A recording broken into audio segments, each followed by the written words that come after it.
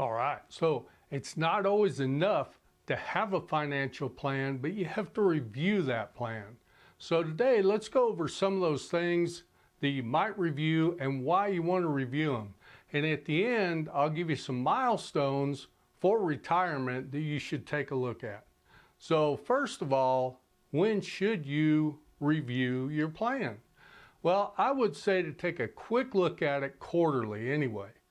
And I would do a deep dive into it if you have a financial advisor or you have software, and do a deep dive into it annually. That'll help you get prepared for the upcoming year. So let's talk about why you need to do that.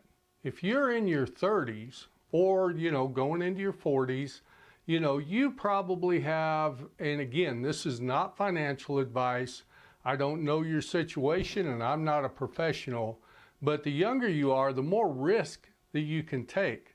The reason you can take that risk is simply because you have time for the market to rebound. And historically, it will rebound. Now, as you start getting closer to retirement, you want to try to reduce that risk. And to reduce that risk, you need to look at the ratio between your stocks and bonds. That's why you typically hear a financial advisor or somebody say, well, what's your risk tolerance? Is it a 50-50, a 60-40, a 70-30? Well, as you go through the process of saving money for retirement, what you're going to find is you can change that as you go along.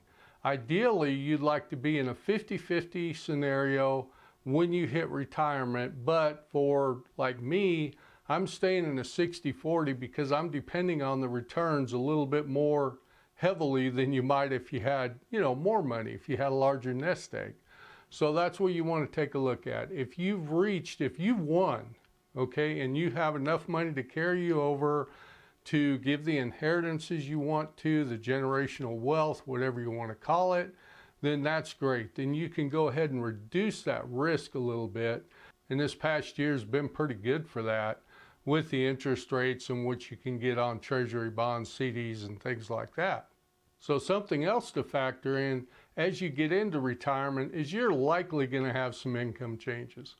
If you retired early like me, I'm not taking my Social Security yet. So I'm having to live a little differently financially than I will when I turn 65 or 67, because for one thing, I'm going to be covered by Medicare. I'm not going to have those large medical insurance payments anymore, although Medicare is not free. Whole nother video on Medicare. But you don't have to worry about the large health insurance payments anymore.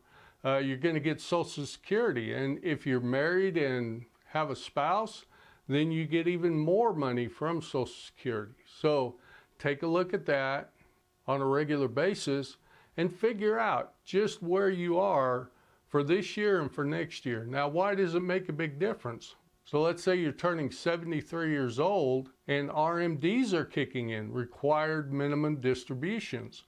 Well, that's going to change your tax implications depending on how much you have in that nest egg and how much you're pulling out. So you may need to look ahead, in the earlier years of retirement and see if you need to start doing some Roth conversions, if they make sense, because one of the things you're going to want to take a look at in retirement finance, and you're going to want to look at them pretty hard, are taxes, because taxes are a big part of retirement finance.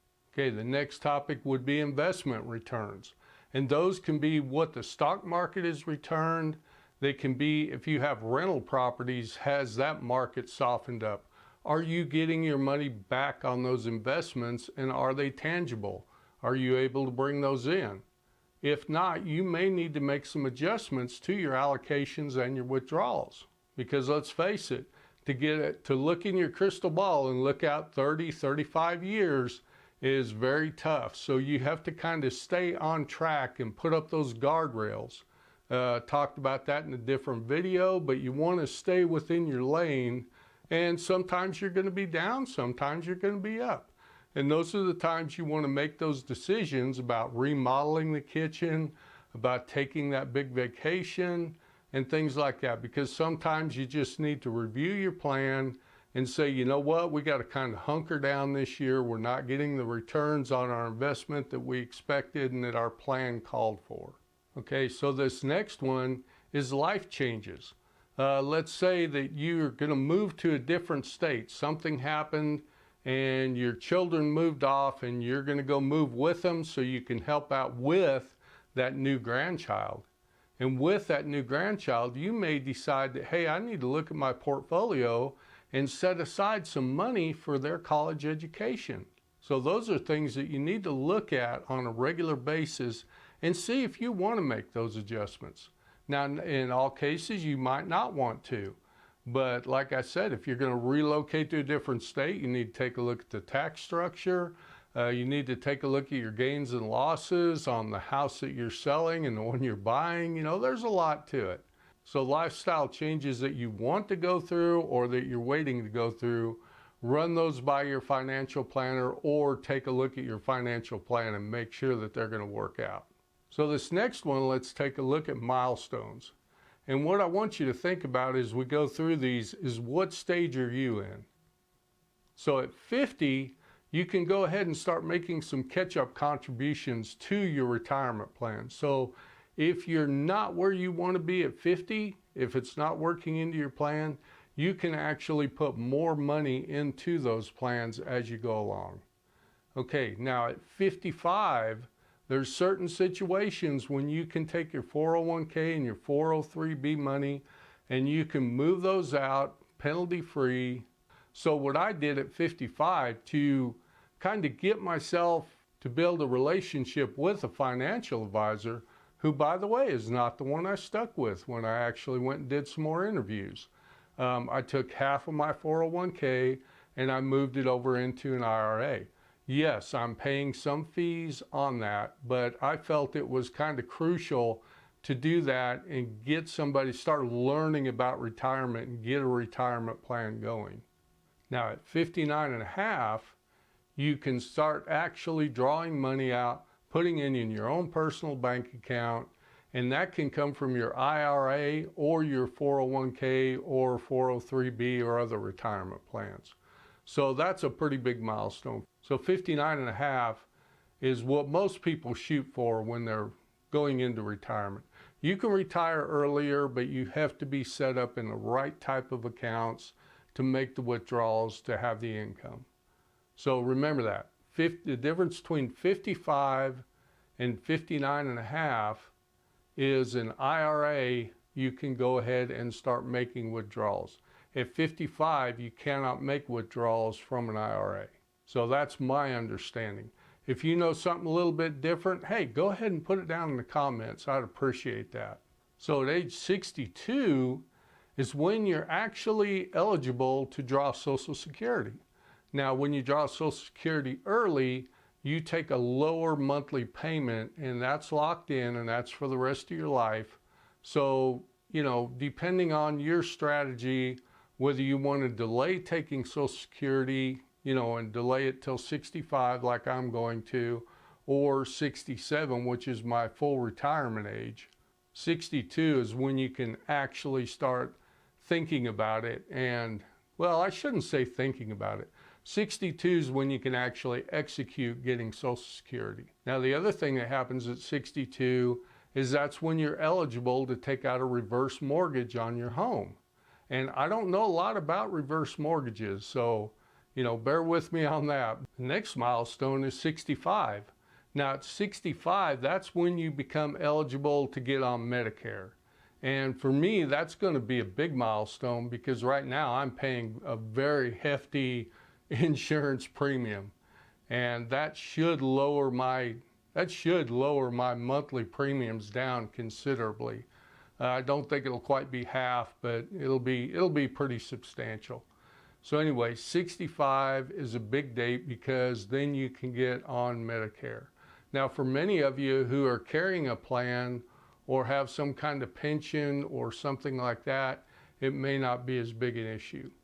But for me, I'm going to be giving myself a pretty good size raise when that happens. So age 65, you become Medicare eligible.